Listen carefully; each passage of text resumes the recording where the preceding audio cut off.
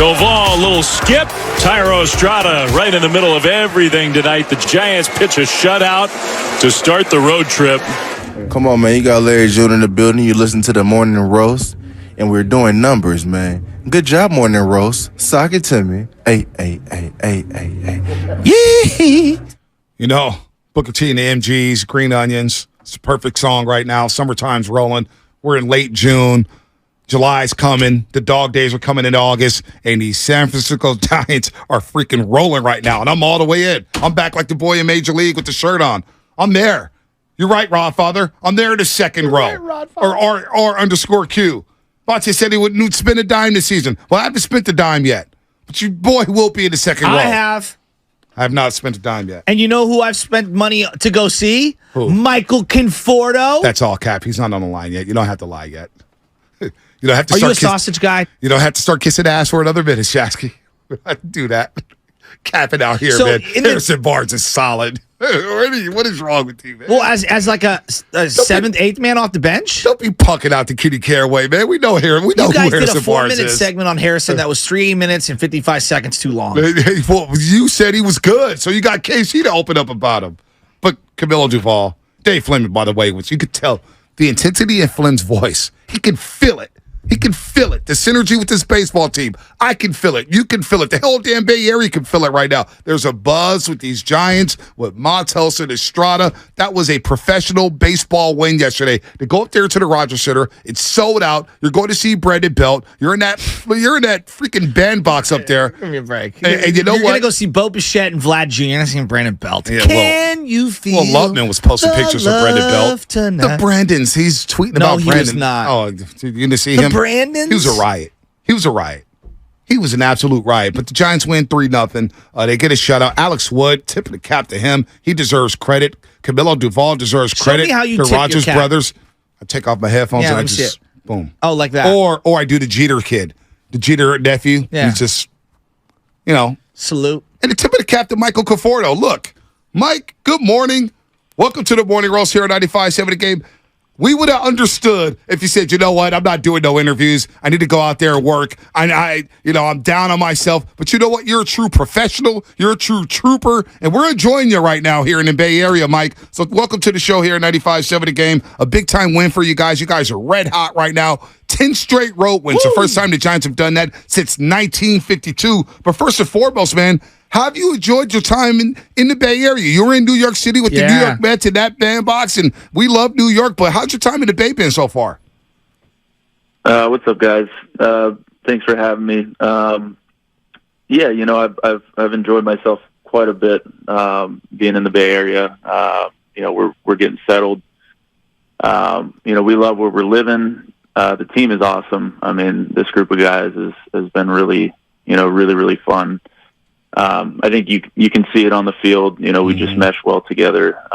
We've gotten really close, and we're kind of hitting our stride here. So even with a bunch of injuries, we've been able to continue to just find ways to win games. And like you said, I mean, we've been kind of road warriors a little bit.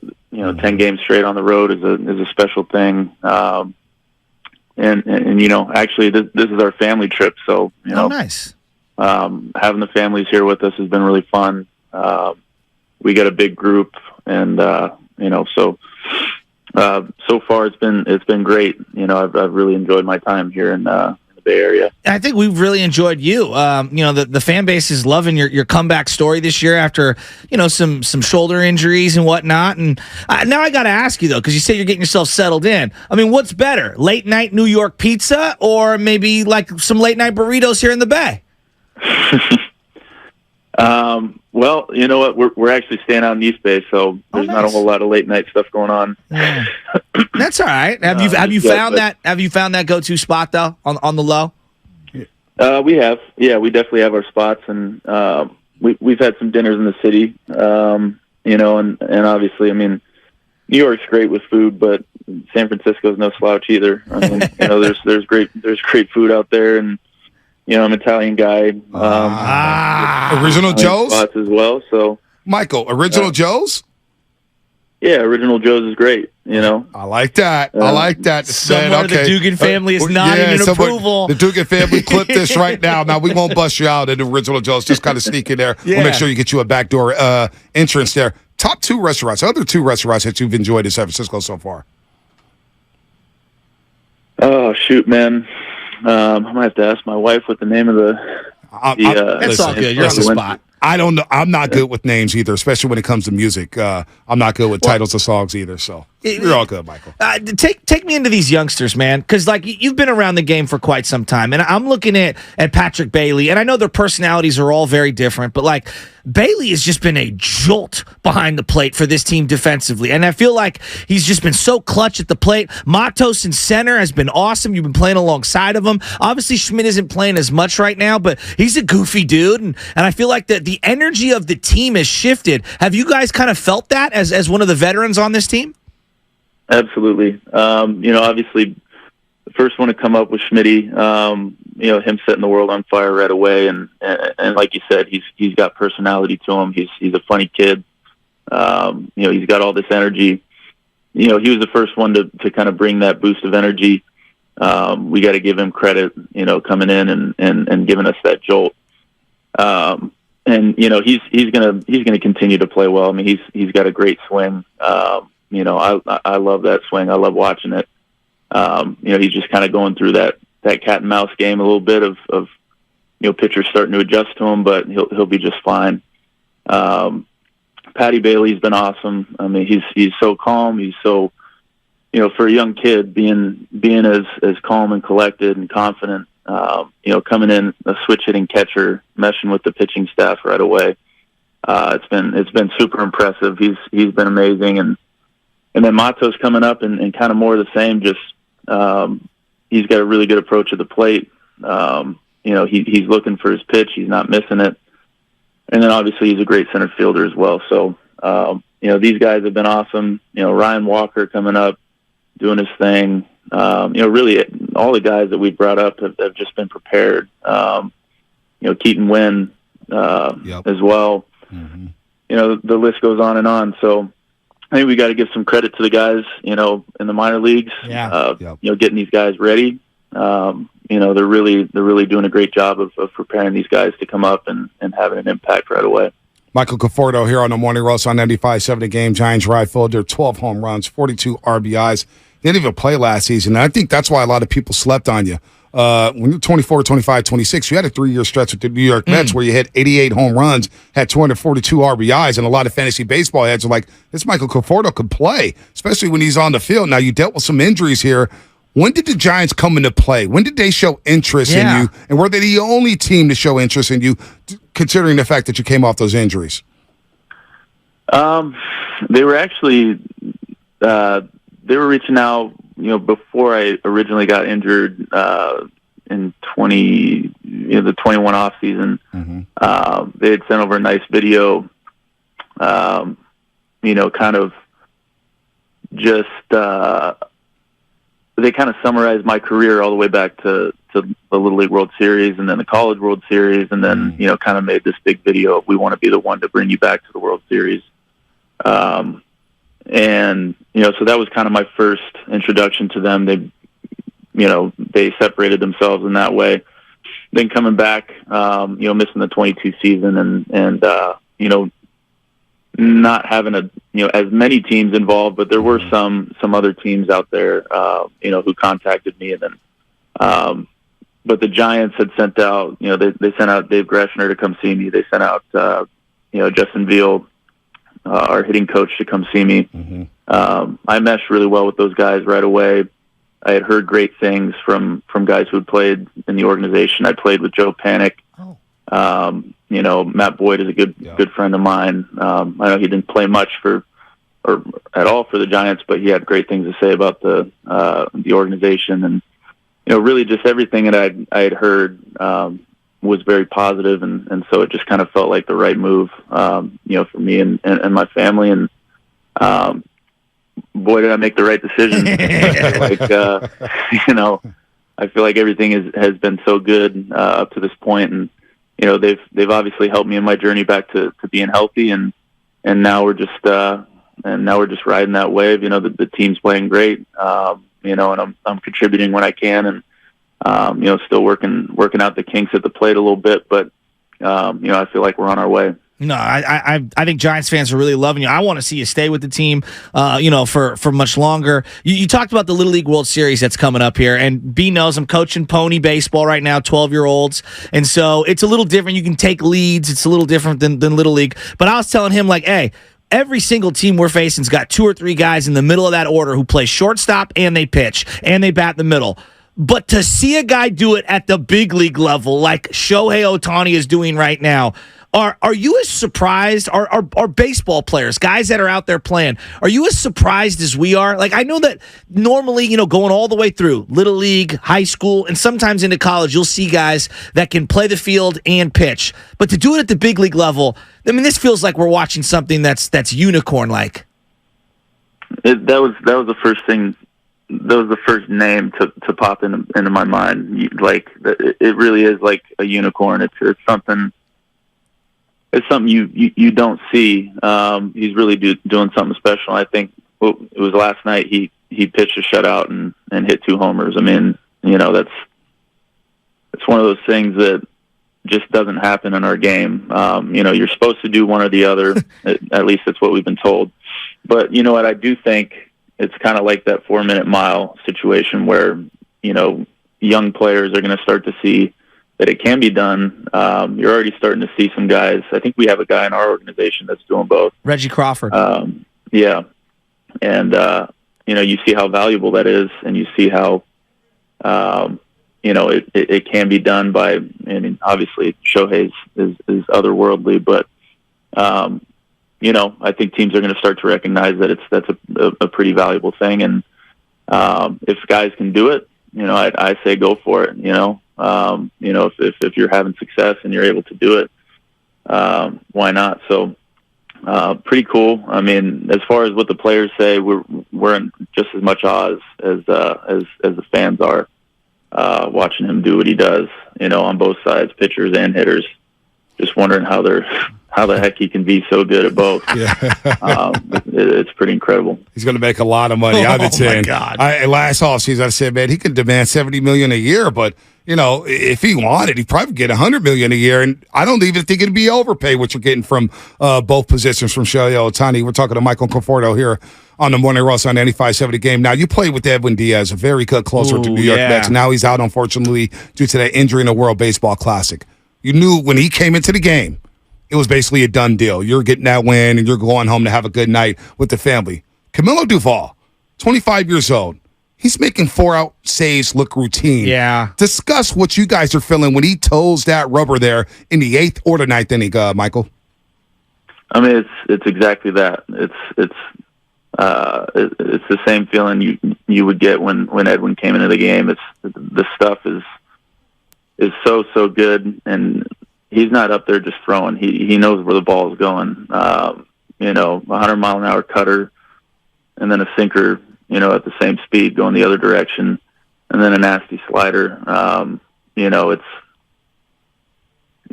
have to be perfect to put the ball in play against him. So it's a good feeling when he comes into the game. I mean, that's for sure. And I've faced him. It's not a fun at bat. So very similar to Edwin. Young guys who come up and already have that mentality, that closer mentality. And the 4-out saves are not easy. I mean, from what I've seen, it's not natural for a guy to come in, get 1 out, and then sit down, and then go back out there. And he's done it multiple times for us. So the fact that he can always be ready, even in a 4-out save situation, sit down, get cold, and come back out there and be the same guy. You just can't say enough about him. At the age that he's at, I mean.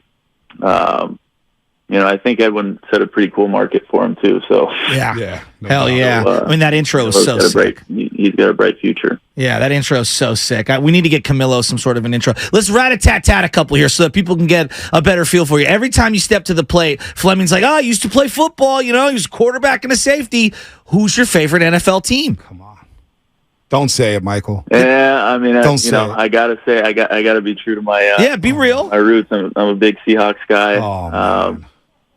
So probably. If you hear boos in Probably the not the outfield best, next homestand, Michael, it's from us. I think- I'm kidding. Steve I think I Largent can or hear Jerry the booze Rice? through the radio right now. Steve Largent or Jerry Rice?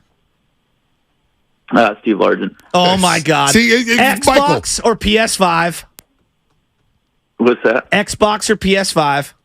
I mean, I got to be the Xbox guy. I got to be the Microsoft Seattle guy. Ooh, I like that. What's your favorite movie of all time, Michael? Godfather, right? You're an Italian.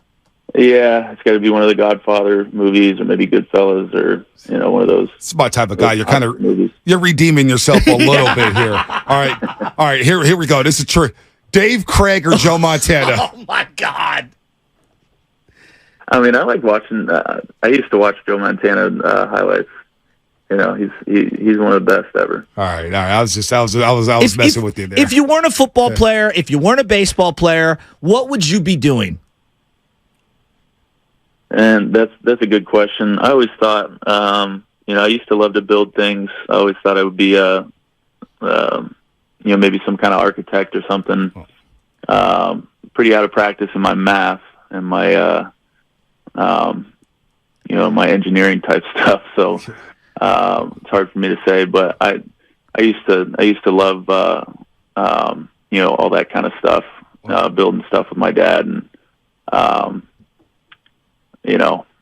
so I don't know. I'd say probably something in that field. You're recruited by Ivy League school, so you got to be a smart customer. Hell yeah, I wouldn't know what that's like. I got accepted to a state school, and you end up going to Oregon State, going to a College World Series. But you seem like a pretty bright guy there, growing up in Seattle. So, favorite Mariner? Ooh, Was it because obviously you had to be a Mariners fan Jay growing Buhner? up?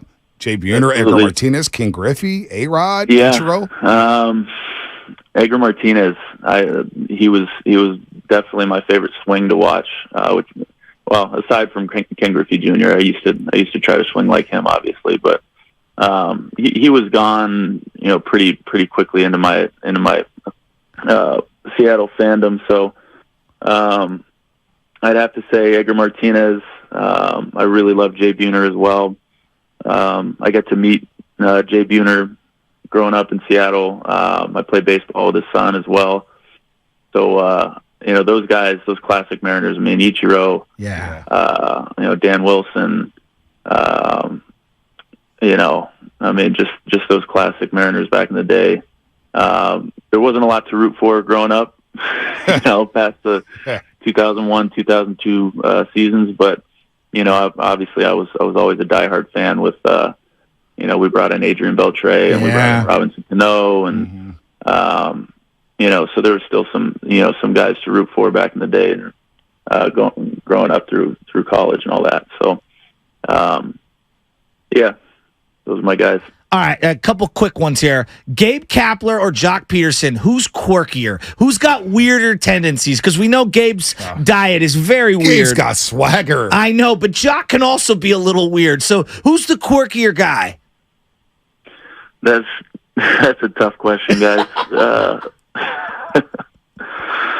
Gabe is certainly quirky. I feel like I learn something new about him every day.